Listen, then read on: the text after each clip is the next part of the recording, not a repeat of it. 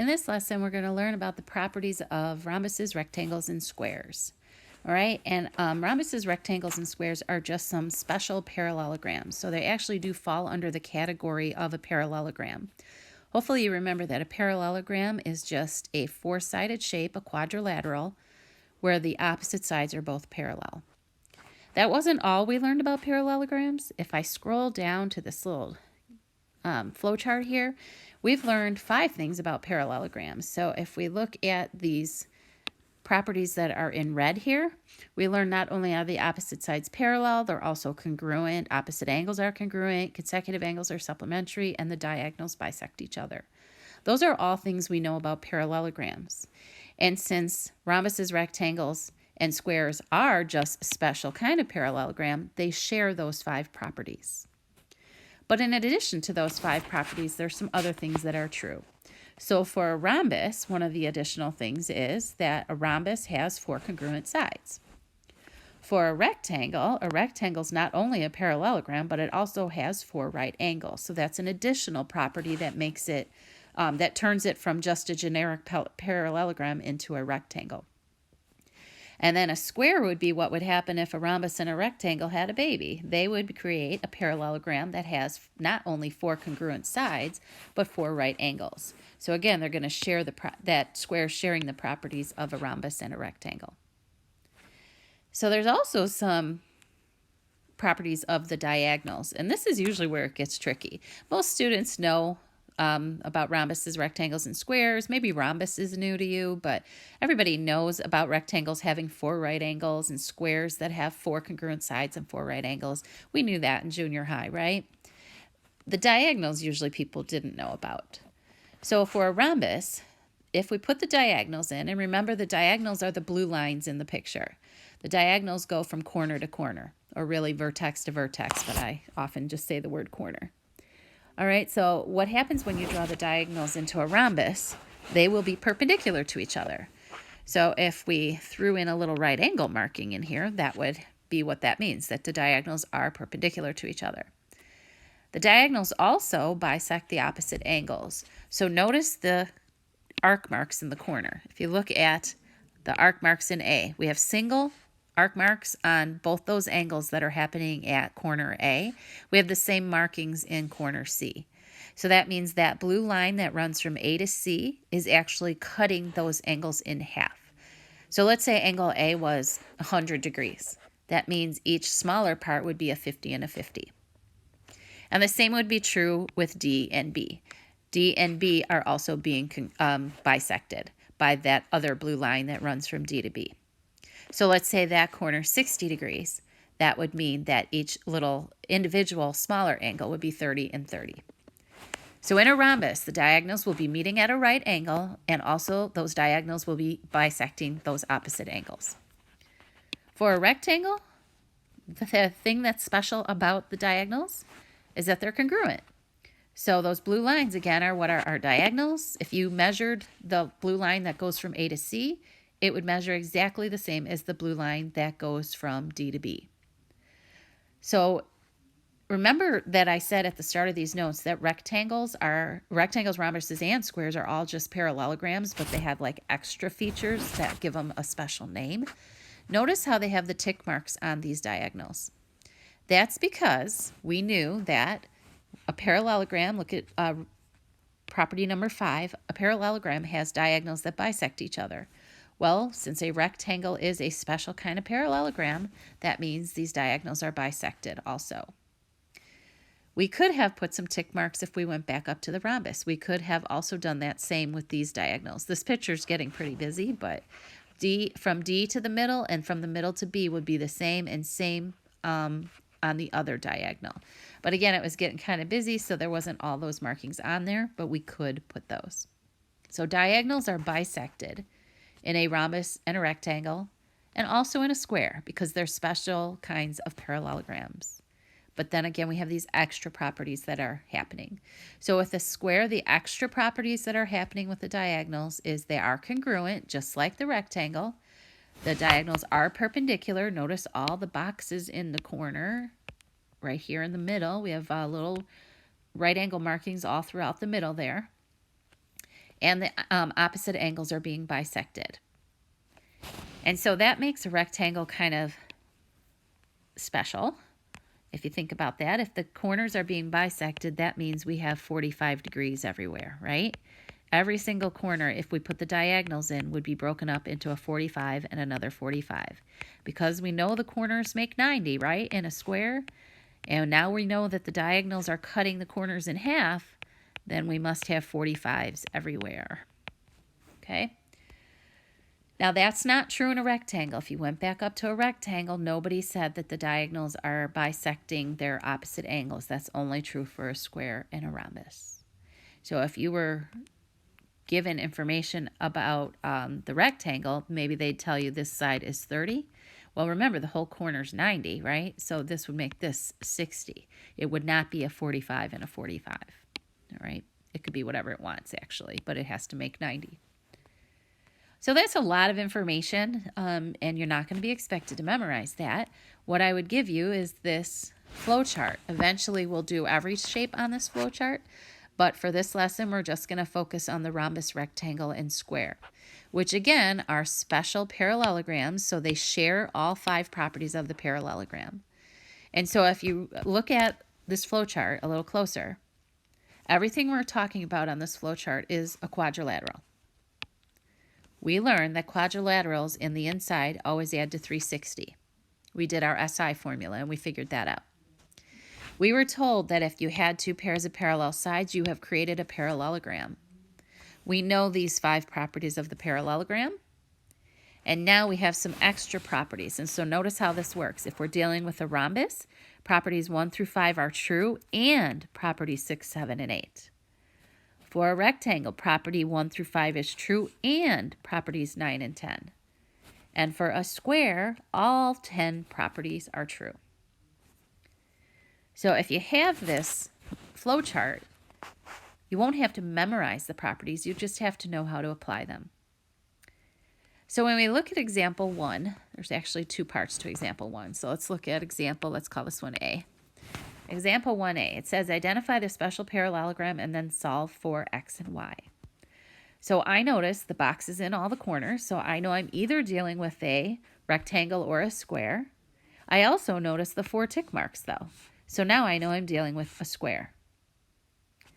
Now let's see where the x is. 4x minus 7 is happening and 2x plus 1 is happening. Well, those are on opposite sides, right? And so what do we know? First of all, we know that all sides are congruent, right? So it says property number 3 actually says opposite sides. I'm sorry, property number 2 says opposite sides are congruent. That's really what you're applying here, is that you have a set of opposite sides. So the rule you're applying in this from the flowchart above, we're using property number 2 to say that 4x minus 7 equals 2x plus 1. Now, I don't expect you to tell me what rule you're using. I don't need you to say this, that it's rule 2, but that's how you know to set those 2 sides equal. So just being able to use the chart is important. So we have 2x minus 7. If we solve this, equals 1. If we add 7 to both sides, we get 2x equals 8. And if we divide by 2, our x equals 4. So in this square, we set the sides equal, and we solved and got x equals 4. And again, it said to identify it. This is a square. I know that because of the 4 right angles and the 4 tick marks. They also asked us to solve for y. So let's see what y is pointing to. And it's a little bit unclear. And if this were a test, of course, I would tell you like what it's pointing to. So what 7y plus 3 is pointing to is just this part of the, this smaller part of the angle, not the whole corner. And so we learned, though, that in a square, all properties are true. All 10 properties are true. And we know 2 things. We know that we have right angles in every corner. So we know property number 9, all angles are right. We also know, because it shares the properties of a rhombus, we know that the diagonals are bisecting the opposite angles. So properties 7 and 9 are going to help me to say that this must be 45 degrees, right? So this is property 7 and property 9. That's helping me to say that. So if I take 7y plus 3 equals 45, and I subtract the 3 from both sides, I'll get 7y equals 42. If I divide by 7, I get y equals 6. So in a square, the little half of the corner is definitely going to be 45. That wouldn't be true of a rectangle, but it is true of a square. All right, the next shape, let's look at 1b. If we look at 1b, I see that there are tick marks on every side, and that's really all I see, right? There's no other markings of any kind. And so all I really know is I have 4 congruent sides. So if I have 4 congruent sides but no right angle, that means I'm dealing with that rhombus. So I do know that this shape is a rhombus. All right, now let's look at x and y and see how we're going to solve for them. So I see 5x plus 6 is one place there's an x, and then there's an 8x. Even though those sides are right next to each other, all sides are congruent in a rhombus. So they could have labeled any side, and I would be allowed to set them equal. So 8x is going to be equal to 5x plus 6. I'm going to subtract the 5x from both sides. I'm going to get 3x equals 6, and I'm going to divide by 3 and get x equals 2. All right, so what did I use? I used the fact that all sides are congruent, and so that was property number 6 up above. Again, not important that you really tell me what property, but knowing the property is going to help you solve it. And then the y. The y is on, let's change my color here. The y is 2y minus 1. That's the only place I see a y. I know it has a degree, and the only other place I see a degree is with 97. So typically, what I've told you is when you're dealing with angles, there's really 3 things you can do to them. You can add them to 90, you can add them to 180, or you can set them equal. It's really your 3 options when you're dealing with angles. And so I have to go up above and say, well, what the heck am I supposed to do to those? What do I know about the angles of a rhombus? And so if you look at the rhombus and study the properties, it says all sides are congruent. That's nothing to do with the angles. It says diagonals bisect the opposite angles. There are no diagonals in this picture, so that's not helpful. Diagonals are perpendicular. Again, there's no diagonals, so that doesn't help me. So properties 6, 7, and 8 don't help. So let's back up because we said properties 1 through 5 are also true. So if we go up to 1 through 5, if we read number 3 and 4, opposite angles are congruent and consecutive angles are supplementary. Well, those are right next to each other, so those are consecutive. So the property that's going to help me on this one is going to be property number 4. So if I use property number 4, I know that 12y minus 1 plus the 97 equals 180 because consecutive angles are supplementary. So that gives me 12y plus 96 equals 180. I'm going to subtract that 96 from both sides, and I'm going to get 12y equals, oh boy, I forgot my calculator, so we're going to get a 84. Then we're going to divide by 12, and our y is going to equal 7. Okay, so that's just kind of an example of how you tackle these problems, is you look at the properties in this flowchart, and you ask yourself, which property is going to help me solve for the variable that is in question? Let's do a couple more just to illustrate how it works. If we look at example 2, this one's telling me I have a rectangle, right? And so this time I like the pictures up above in example 1 because all the information is labeled on the actual shape. I do not like when this stuff's not on, the information's not on the picture, so I'm going to put it there. So what they tell me in words over to the side is, find x if the measure of DAC is 4x plus 8. So let's go find DAC. If we trace it, right, remember you could just trace it if you want to know where it is. D to A to C. That angle up there is 4x plus 8.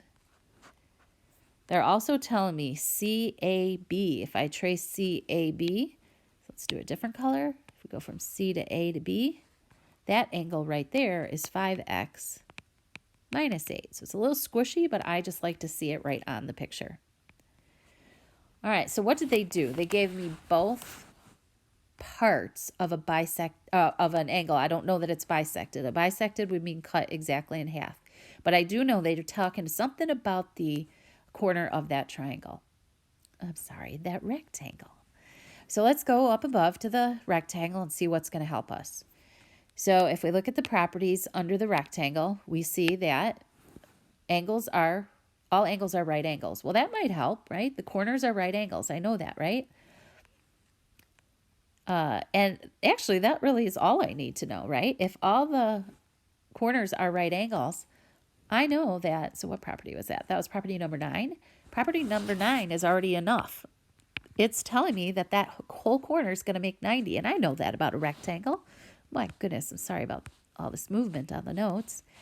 So that means that 4x plus 8 plus the 5x minus 8 is going to equal 90. So property number 9 was enough to help me solve this. So the 8's are going to end up adding to 0, so I end up getting 9x equals 90. If I divide by 9, my x equals 10. And that's all they asked me. They asked me to plug in, or to find x. They didn't ask me to plug it in. If I did plug it in, the purple, the 5x minus 8 would be 50 minus 8, so that would give me 42 degrees. And the 4x plus 8 would be 40 plus 8 would give me 48 degrees, right? So 48 and 42 do make 90. So you could do a sanity check if you wanted.